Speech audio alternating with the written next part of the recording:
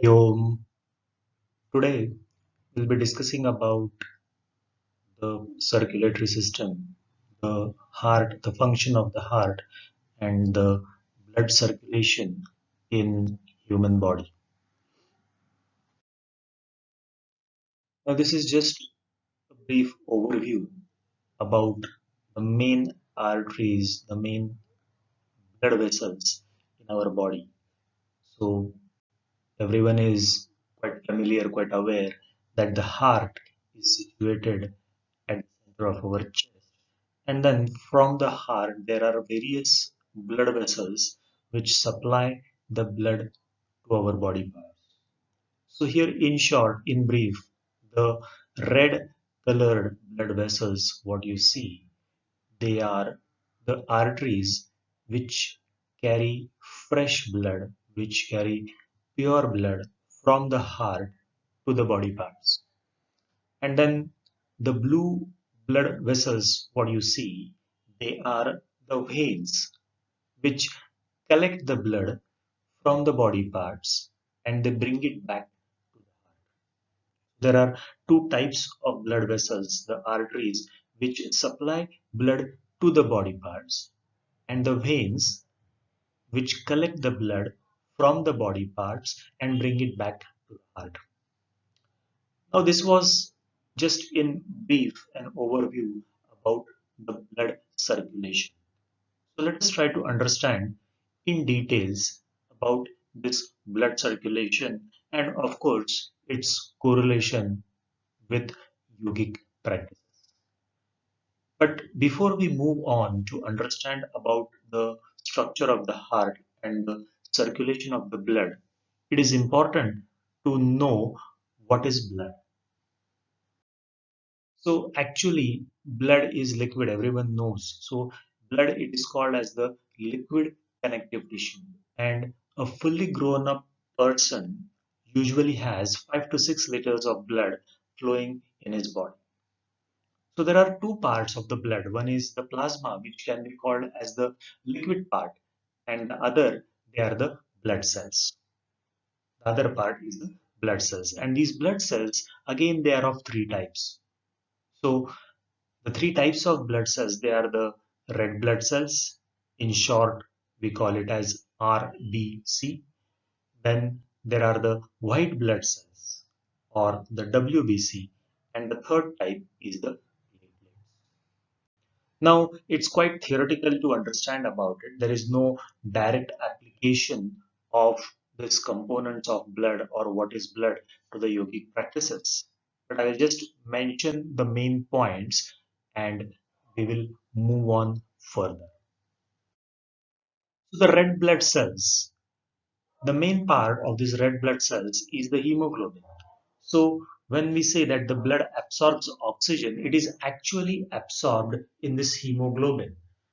So the hemoglobin carries the blood from one part of the body to the other part, or to be very precise, it carries the blood from the lung, it carries the oxygen from the lungs to the body cells to the body tissues. So the main function of the red blood cells is supply of oxygen to the body cells.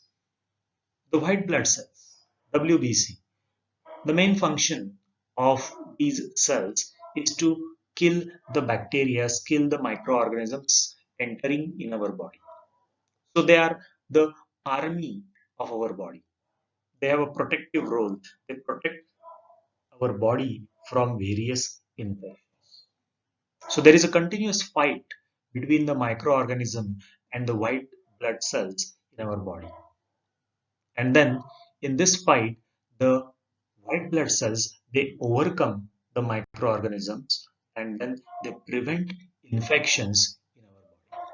So protection is the function of the white blood cells. The third type, as I had mentioned, platelets, they help in the process of clotting mechanism. Whenever there is a injury, blood starts flowing out of the wound, and then after some time, the blood flow through the wound stops because the blood clots at that part. So this clotting mechanism, clot formation, is the function of the platelets. So it's also a protective mechanism so that we lose less quantity of blood whenever we have injuries. And the liquid part, the plasma. So 90 to 92% of it is pure plain water, and the remaining things they are dissolved in this water. For example, the electrolytes, the salts, glucose, various substances they are dissolved in this plasma, which is purely water. So again, a recap that the blood is made up of two parts. First is the plasma, which is the liquid part, and second are the blood cells. And the blood cells, they are of three types: the red cells, the white cells, and the platelets. Now, this was in short about the components of blood, the contents of blood. Now, if we move on to the functions of blood, there are multiple functions of blood. So here you have the functions of blood.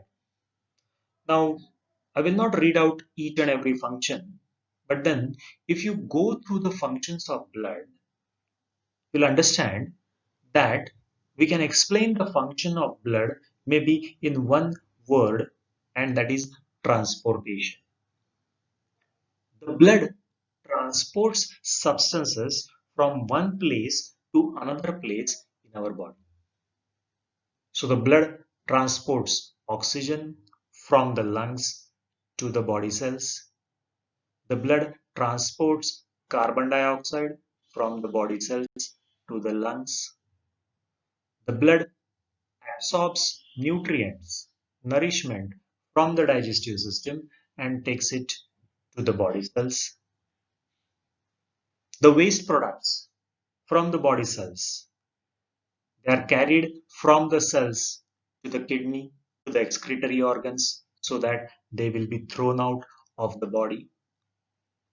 So, if the blood has to carry out these functions, the blood cannot remain stationary. The blood has to move from one place to another place, from one part to another part, from one organ to another organ in our body. So the blood would be in a continuous motion. The blood will be in a continuous movement, which is called as the blood circulation in the body. And for this blood circulation in the body, we have two types of blood vessels, the arteries and the veins. Previously, I mentioned about the red blood vessels, what you were seeing as arteries, and the blue blood vessels, they were the veins. So a quick differentiation between these two types of blood vessels. Arteries, they carry the blood from our heart to the body organs, to the body cells, to the body tissues. So the direction of blood flow in arteries is from the heart towards the body. And then the arteries, they always carry oxygenated blood. In simple language, we say that this is pure blood. But the proper word is oxygenated blood. And then the arteries, they're having thick wall or a thick covering. And very important that the arteries, they do not have valves. Now these valves, they are something which allow the direction of blood flow only in one direction. The flow of blood only in one direction. So they are not seen in arteries because when the blood flows in the arteries, it is under pressure. These valves, they are seen only in the veins. So the veins, they have valves inside them. The direction of blood flow in the veins is from our body organs towards the heart.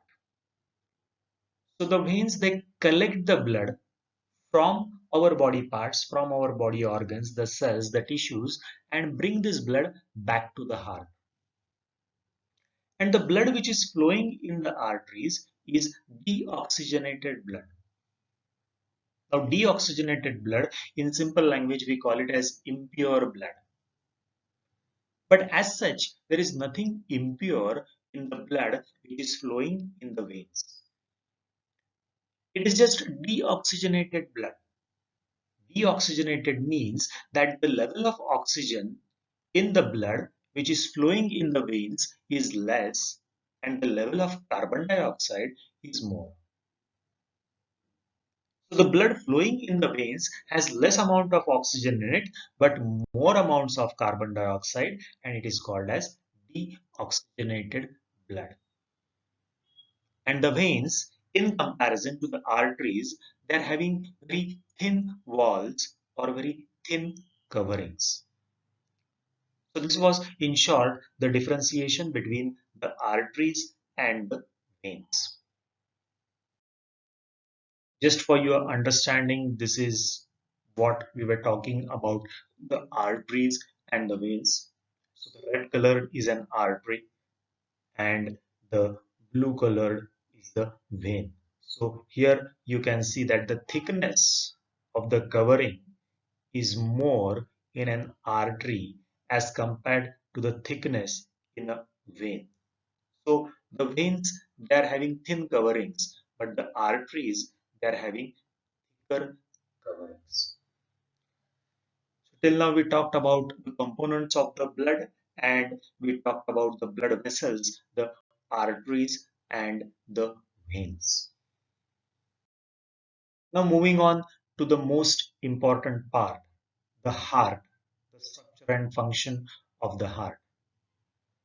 So as everyone knows that the heart is situated in the rib cage behind our ribs, the bony structure in our chest. Behind that, mostly in the center, we have the heart, but more part of our heart is towards the left side of our body. So usually it is said that the heart is on the left side. But actually it is in the center and majority of it, more part of it is on the left side. So we said that it is on the left side. And just for your imagination, just for your understanding, if you want to know the size of your heart, it is the size which is equal to your clenched fist. So you just clench your fist and that's roughly the size of your heart. And then this heart is connected with the arteries and the veins. So that the blood from the heart, it can be carried towards the body organs and the blood from the body organs can be brought back to the heart. And this heart, it's actually a bag, it's actually a bag like structure we can say, and it is made up of involuntary muscles, or to be very specific, the cardiac muscles. So the heart is also made up of muscles, but these muscles, they are special and they are cardiac muscles. And the speciality of these cardiac muscles is that they do not have fatigue. They never get tired. Without fatigue, without getting tired, they can work 24 hours a day. They don't need to take rest. Because if the heart muscles would take rest, you know what would be the effect? We would not survive.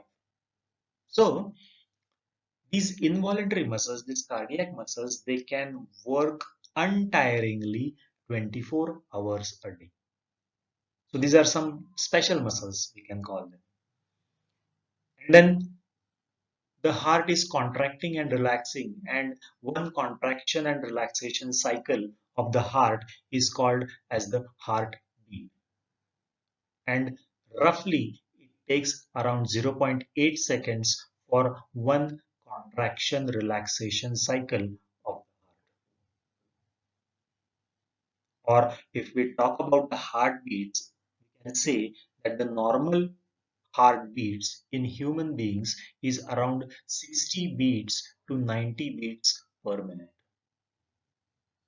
So if your heartbeats or heart rate, or even to in that matter, the pulse rate is the same.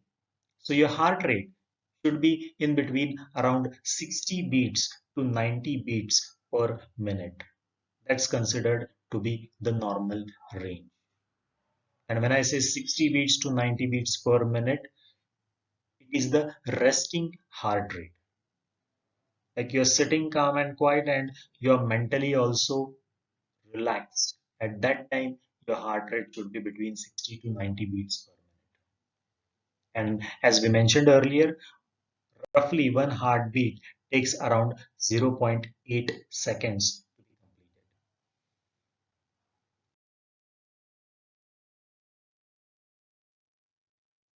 Now, this is how the heart looks. So, if you just open up your rib cage and try to look at your heart, it will look something like this. So, one point to be noted here is that over the surface of the heart, you can see a few arteries. So you can see one artery here over the surface of the heart, another artery you can see here, and one more here behind. So these arteries, they are called as the coronary arteries. You can see the word here, the coronary arteries. Now these coronary arteries, they are the arteries which supply blood to the heart muscle. They supply blood, they supply nourishment, they supply oxygen to the heart muscle. We mentioned earlier that heart is a muscle and it works untiringly 24 hours a day. So if the muscle has to work, it needs nourishment, it needs oxygen, it needs blood supply. And that blood supply is given through these coronary arteries. So this was the main point which I wanted to mention in here. We will come back to the significance of these coronary arteries and the blood supply to the heart muscle later on. Now, if you try to see inside the heart is made up of four chambers. There are two auricles and two ventricles. Auricles, they receive the blood, and the ventricles, they pump the blood outside the heart.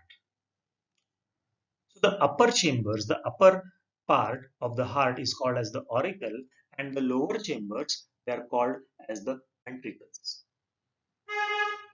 You can call them chambers, you can call them rooms, you can call them compartments. So there are four parts inside the heart. Now, as a rule, on the left side of the heart, it is always oxygenated blood, or in simple language, pure blood. And on the right side of the heart, it is always deoxygenated blood, or in simple language, impure blood. And in a healthy person, the blood from the left side to the right side, or from the right side to the left side, there is no mixing. It's a watertight compartment, so the blood on the left side will remain on the left side. The blood on the right side will remain on the right side. So this is the picture of what I was mentioning. This is a cross section of the heart, and you can see here there is a vertical septum, or you can call it as a vertical partition, which divides the heart into two parts. This is the left side of the heart, and this is the right side of the heart. As mentioned earlier, the left side of the heart will be always oxygenated blood, and on the right side of the heart, it will be always deoxygenated blood. Now, this left side, it is further again divided into two parts. This is the left upper part of the left atrium, or it is called as left auricle, and this is the left ventricle. The lower chambers, they're called as the ventricles. So similarly, on the right side, the upper one, the right auricle or the right atrium, sometimes it is called, and below here is the right ventricle. So four chambers, two chambers on the upper side and two chambers on the lower side. So the upper chambers, the auricles, they are the chambers to receive the blood, and the lower chambers, the ventricles, they are to pump out the blood. Now this is in short whatever basic information we wanted about the structure of the heart. Now talking about the circulation, as it's a circulation, as it's a circular cycle, let us take a starting point to start with the blood circulation. So we take our starting point as the left ventricle. Now the blood in the left ventricle, what would happen to this blood? Let us try to understand. So when the heart muscle goes into a contraction, as mentioned earlier, the heart is a muscle and it can contract and relax. So when the heart muscle, it goes into a contraction, the blood from this left ventricle is pumped out because the contraction of the heart muscle will produce a pressure, and this pressure will pump out the blood from the left ventricle, and it will be pushed into the aorta. See this red colored blood vessel called as the aorta, or it is the largest artery in our body which is directly connected with the heart. So this aorta, it will receive the oxygenated blood, the pure blood, the fresh blood. Now this aorta, it will divide into smaller branches. Some branches going to the brain, some branches going to the neck, some branches going to the hands, some of them towards the legs, towards your kidney, towards your liver, towards your stomach, all parts of the body, all organs of the body, in short. So the branches, they will carry the oxygenated blood to all the body parts. Your hands, your legs, everywhere, the blood will be supplied. Now, when this blood goes to that body part, when this blood goes to that body organ, to that tissue or to that cell, that organ, that tissues, they take up, they utilize the oxygen from this blood. Because the organs, the tissues, they have to survive, they have to work, they have to produce energy. So they need oxygen, and the oxygen from this blood, it will be utilized by the tissues, by the cells. So the amount of oxygen in the blood will go on reducing. But at the same time, the tissues, the cells, they have produced some carbon dioxide because of the various metabolic processes going on in the tissues, in the organs. These organs, they produce carbon dioxide. And it's of no use to the body. So this carbon dioxide will be mixed up with the same blood. So in short, the oxygen from the blood is taken up by the cells, and the carbon dioxide from the cells is now mixed with this blood. So the blood which was initially pure, the blood which initially was oxygenated, that same blood, it has become impure, it has become deoxygenated. Now this impure blood or this deoxygenated blood, it is collected by the veins from all the tissues, from all the organs, from all the body parts, and it is brought back to the heart, to the right side of the heart, the right upper chamber or the right atrium here. So the impure blood, just for understanding, I am using the word impure. The proper word again, I would say, is the deoxygenated blood. The deoxygenated blood from all the body parts, from all the organs, from all the tissues is collected by the veins. If you remember the blue lines which we saw in the first picture. So the blue lines, the blue blood vessels, they collect this blood and bring it to the right upper chamber. From the right upper chamber, the blood comes down into the right lower chamber, this part. The blood comes into the right lower chamber. It is deoxygenated blood, has very less oxygen or no oxygen. And then from this right lower chamber, one more time, the blood is pumped out of the heart, and this time it goes only to the lungs. So the deoxygenated blood from the right lower chamber, the right ventricle, is pumped out and it goes to the lungs. Now, when this blood goes to the lungs, the carbon dioxide from this blood is washed out. We throw it out, we breathe it out. And at the same time, when we are breathing in the oxygen is added to this blood. The oxygen is mixed with this blood. Now, when the oxygen is mixed with the blood, we can say that the blood is purified, or the process of purification of blood, or to be very precise, removing the carbon dioxide from the blood and adding oxygen to the blood, it takes place in the lungs. And then this purified blood from the lungs, it is brought back to the heart towards the left side, the left upper chamber of the heart. And from this chamber, the left upper chamber, it is coming down into the left lower chamber. So one cycle of circulation is completed. It took me around, I think, 5 minutes to explain you one cycle of blood circulation in our body.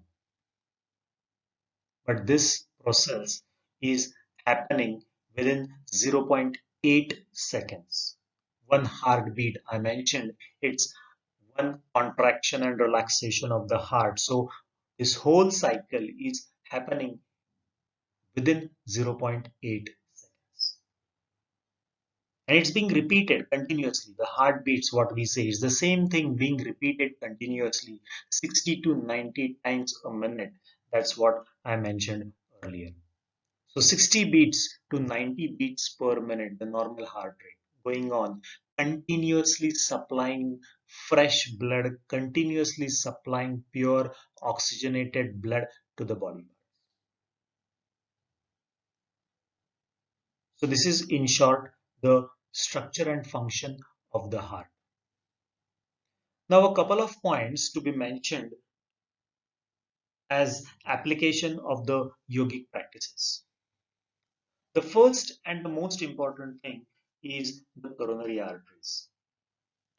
Now, I mentioned that the coronary arteries, they supply oxygen to the heart muscle. But interestingly, the point where these coronary arteries are connected with the aorta, it's a very critical point. So actually, when the heart muscle goes into a contraction, the blood, it starts flowing in the aorta and the body gets fresh blood, fresh oxygenated blood. But because of the critical position of the connection of the coronary artery with the aorta, when the heart is contracting, the connection between the aorta and the coronary artery is blocked. So when the heart is in a contraction, the whole body receives blood supply, but the heart muscle itself receives very less blood supply. But it's momentary. And the next moment, when the heart muscle relaxes, at that time, fresh blood starts flowing in the coronary arteries and the heart muscles receive oxygen, receive nourishment. So remember that when the heart muscle is relaxing, at that time it gets oxygen and it gets nourishment. So as far as the heart muscle is concerned, it is important that the heart muscle relaxes for a longer duration of time. Because if the heart muscle relaxes for a longer time, only then it is going to receive oxygen and blood. When the heart muscle is contracting, it will receive very less blood. It will receive very less nourishment. So, the more time the heart muscle relaxes, it will get more nourishment, it will get more oxygen, and the efficiency of the heart muscle will be. If you want the heart muscle to relax for more time, it's important that your heart rate should be lower, the heart rate should be slower. If the heart rate is very high, if the heart rate is very fast, continuously contracting very quickly, the time for relaxation is less. So, the aim of yogic practices is to slow down your heart rate, to lower down your heart rate. But that doesn't mean that the efficiency of the heart has been reduced. The efficiency of the heart will actually increase if you are giving more time for relaxation.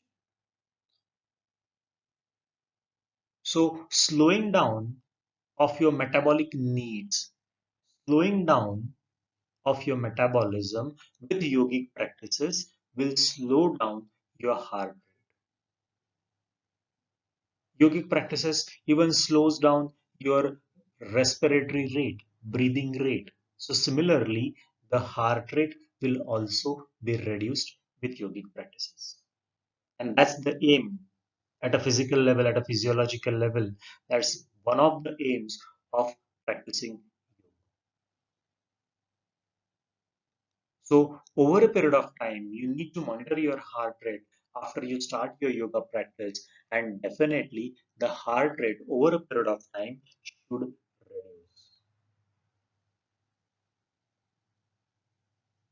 Another point for yogic application is related with the inverted postures. Now the heart actually is a pumping organ, but at the same time, the heart has to pull the blood towards it, especially from the lower part of the body. We mentioned that the heart is situated in the chest. So below the chest, whatever blood is below the level of the chest, especially we are talking about the legs, the heart has to pull the impure blood towards it. And when the heart is pulling the impure blood towards it through the veins, it has to work against gravity. The gravitational force, the Earth's gravitational force, is trying to pull the blood down. But the heart has to pull the blood, bring the blood against the gravitational force towards the heart. And this gravity, it works the maximum when we are in standing position. So most of the time throughout the day, either we are standing or walking or sitting. So it's a tremendous pressure on the heart to pull the blood towards it. So obviously, as a yoga teacher now, you know the solution for it. The solution is simple: inverted postures. So if you practice inverted postures, it becomes easier for the blood, the impure blood, to be drained towards your heart. So especially those people who are standing throughout the day, definitely they need to practice inversions so that you drain the impure blood towards your heart. Now, this is a benefit of inverted postures. But then, while practicing inverted postures, you know that one of the major contraindications for practicing inverted postures is high blood pressure. So, if you are having high blood pressure, you should not be practicing inverted postures. The reasoning is quite logical that in an inverted posture, the benefit is that the impure blood is drained towards the heart. That's the benefit. But then, as far as pumping of the blood is concerned, the heart has to push the blood harder with more pressure because now the heart has to work against gravity to supply oxygenated blood to your legs. Because the legs are above the heart level and now the heart has to pump the blood against gravity. So during that inversion, the heart has to work with slightly more pressure. And if you are already having high blood pressure and if the heart starts pumping the blood under more pressure, it can be a trouble. So those people who are having high blood pressure should not be practicing inversions. So these were two things which were the most important things as far as the heart and the blood circulation was concerned. Of course, its application to the yogic practices. And then further on, I can just say that whenever we are practicing any yogasana, whenever we are focusing on a particular part in the yogasana, or because of the compression or because of the pressure which is created with the yogic practices, there is an improvement of blood circulation in that particular part. So there are various yogasana, various yoga postures which are focusing on different parts of our body. So at a physiological level, as far as the heart and blood circulation is concerned, we can say that the blood circulation in that part of the body is improved. And once the blood circulation in that part of the body is improved, that part of the body, that organ of the body is going to get enough oxygen supply, enough nourishment, and at the same time, it's going to flush out the impurities, it's going to flush out the waste accumulated in that particular part of our body. So, improvement in circulation, that's what we can say is in general the effect of various yogic practices. So I think we have covered up all the basic things related with the heart, the structure of the heart, the function of the heart, and a couple of things which were related with the yogic practices.